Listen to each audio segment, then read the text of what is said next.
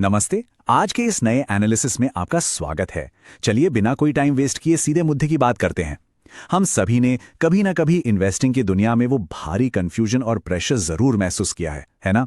हर तरफ से इतनी सारी फाइनेंशियल एडवाइस आती है कि दिमाग घूम जाता है और ये तय करना मुश्किल हो जाता है कि आखिर सही क्या है। तो आज हम एक बहुत ही पावरफुल कॉन्सेप्ट को डिकोड करने वाले हैं, पर्पस ओवर परफॉर्मेंस, यानी प्रदर्शन से ज्यादा उद्देश्य। यकीन मानिए, गोल बेस्ड इन्वेस्टिंग की ये स्ट्रैटेजी आपके पैसों को देखने का नजरिया पूरी तरह से बदल देगी। तो चलिए इसमें गहराई से गोता लगाते हैं। अब इस सवाल को देखिए, भाई बेस्ट म्यूचुअल फंड कौन सा है? मिलिए अनिल से। अनिल बिल्कुल हम में से ही किसी एक की तरह है। उसकी पूरी की पूरी इन्वेस्टिंग स्ट्रैटेजी बस इसी एक सवाल के इर्द गिर्द घूमती है। वो ऑफिस में अपने कलीग से पूछता है, किसी शादी में जाएगा तो रिश्तेदारों से पूछेगा, और तो और व्हाट्सएप ग्रुप्स में भी यही मैसेज डालता रहता है। सच कहूं तो ये सवाल उस बेचैनी को दिखाता है जो हम अक्सर सिर्फ रिटर्न के पीछे भागते हुए महसूस करते हैं। हमें लगता है कि बस कोई वो एक जादुई फंड बता दे और सारी टेंशन हमेशा के लिए खत्म हो जाए। लेकिन क्या अनिल को कभी कोई एक सीधा सा जवाब मिलता है? बिल्कुल नहीं। बस जरा इन कंफ्यूजिंग सलाहों को देखिए जो उसे रोज मिलती हैं। कोई उसे पूरे कॉन्फिडेंस से कहता है, अरे स्मॉल कैप ले लो, पैसा डबल हो जाएगा। फिर कोई दूसरा आकर समझाता है, नहीं नहीं भाई, लार्ज कैप सेफ होता है, वहां पैसा लगाओ।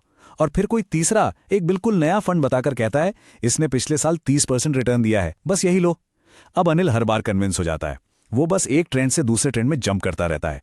उसे लगता है कि वो बहुत स्मार्ट इन्वेस्टिंग कर रहा है, लेकिन असल में वो सिर्फ एक गोल घेरे में गोल गोल भाग रहा है। अब जरा इस नंबर पर गौर कीजिए, 8। ये इतना सारा गैस वर्क और दूसरों की टिप्स पर चलने का नतीजा है।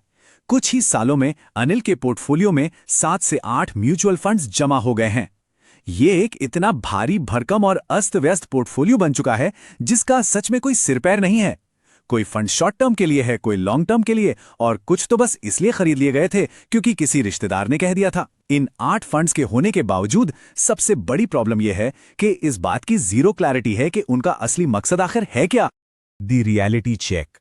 जिंदगी में अक्सर एक ऐसा पल आता है जब हकीकत से हमारा सीधा सामना होता है, और जब रियल लाइफ की आर्थिक जरूरतें एकदम से सामने आके खड़ी हो जाती हैं, तब अचानक ये समझ आता है कि इस तरह के रैंडम टिप्स वाले इन्वेस्टिंग तरीके में कितनी बड़ी खामियां हैं। ये वो अहम पल है जिसने अनिल को अंदर तक झकझोर कर रख दिया। एक दिन घर पर उसकी पत्नी बहुत ही कैजुअली उससे पूछती है, अनिल 5 साल बाद हमें नया घर लेना है, प्लानिंग की है ना? ये सवाल सुनकर अनिल बिल्कुल चुप हो जाता है, एकदम सन्नाटा। उसने तो कभी इस एंगल से सोचा ही नहीं था। उसके दिमाग में तो 24 घंटे बस बेस्ट फंड घूम रहा था। उस रात जब वो अपने इन्वेस्टमेंट्स देखता है तो उससे वहां सिर्फ नंबर्स और फंड्स नजर आते हैं, कोई दिशा नहीं। उसे पहली बार एहसास होता है कि उसके निवेश का उसकी असली जिंदगी की जरूरतों से तो कोई लेना देना ही नहीं है। और बात सिर्फ घर तक नहीं रुकती। संकट यहीं खत्म नहीं होता।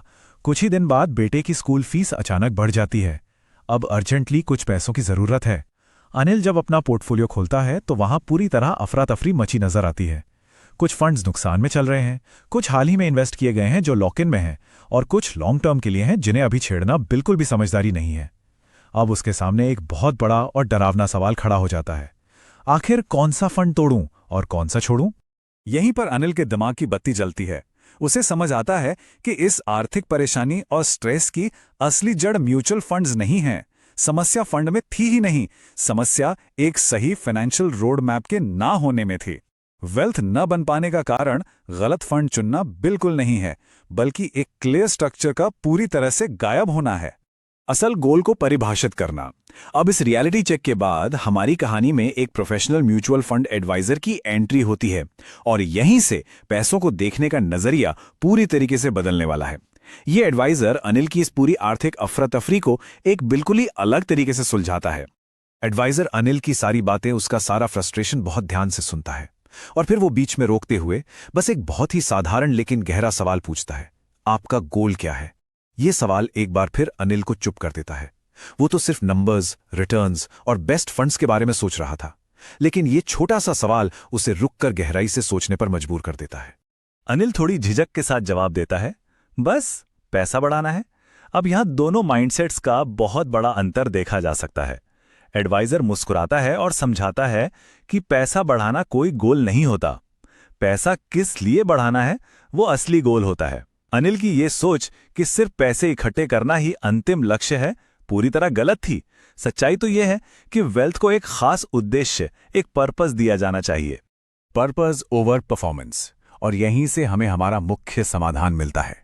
प्रदर्शन के बजाय उद्देश्य पर ध्यान केंद्रित करना। हवा में रैंडम तीर चलाने के बजाय अब वक्त आ गया है एक बिल्कुल स्पष्ट और स्ट्रक्चर्ड फाइनेंशियल फ्रेमवर्क तैयार करने का।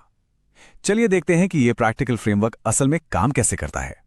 एडवाइजर अनिल के साथ बैठकर सब कुछ पेपर पर उतारता है और ये 4 मजबूत पिलर्स बनाता है। पहला, किसी भी अचानक आई मुसीबत या अर्जेंट जरूरत के लिए एक इमरजेंसी फंड जो तुरंत लिक्विड हो। दूसरा, जो 5 साल में घर खरीदना है उसके लिए एक बिल्कुल अलग प्लान। तीसरा, बच्चों की पढ़ाई के लिए एक डेडिकेटेड इन्वेस्टमेंट। और चौथा, भविष्य के सुकून के लिए एक लॉन्ग टर्म रिटायरमेंट स्ट्रैटेजी। आप देख रहे हैं कैसे केवल कितना रिटर्न मिलेगा जैसी अमूर्त बातों को बदलकर उन्हें जिंदगी के असली और ठोस पड़ावों के साथ जोड़ दिया गया है। अब इस पूरी क्लैरिटी का सबसे बड़ा फायदा क्या हुआ? वो नंबर याद है? 8। अब यहां इस नए नंबर पर ध्यान दीजिए, 4। वो 8 कंफ्यूजिंग फंड्स वाला अस्त व्यस्त पोर्टफोलियो अब सिकुड़कर सिर्फ 3 या 4 बिल्कुल सटीक और टारगेटेड फंड्स में बदल गया है। इस सिंपल से स्ट्रक्चर ने उस सारे के सारे गेस वर्क, बेवजह की फंड स्विचिंग और उस दिमागी तनाव को जड़ से खत्म कर दिया है जो अनिल को हर रोज महसूस होता था। कुछ ही महीनों के अंदर अनिल में एक गजब का बदलाव आता है। वो अब एक कंफ्यूज्ड और परेशान इन्वेस्टर नहीं रहा। वो एक ऐसा इंसान बन गया है जिसके पास पूरी फाइनेंशियल शांति है। अब वो ऑफिस में या व्हाट्सएप पर किसी से नहीं पूछता कि भाई बेस्ट फंड कौन सा है। इसके बजाय अब वो पूरे आत्मविश्वास के साथ कहता है, मेरा गोल क्लियर है और मेरा प्लान रेडी है। उसे जिंदगी में पहली बार यह महसूस हो रहा है कि उसका पैसा सच में उसके लिए काम कर रहा है। तो इस पूरे एनालिसिस का मुख्य निष्कर्ष यानी मेन टेकअवे क्या है? तस्वीर बिल्कुल साफ है। सिर्फ ढेर सारे फंड्स लेने से वेल्थ नहीं बनती, बल्कि सही दिशा होने से वेल्थ बनती है। अगर आपके निवेश की कोई दिशा ही नहीं है, उसका कोई स्पष्ट उद्देश्य ही नहीं है, तो आपकी इन्वेस्टमेंट की स्पीड और वो हाई रिटर्न्स, उनका सच में कोई मतलब नहीं रह जाता।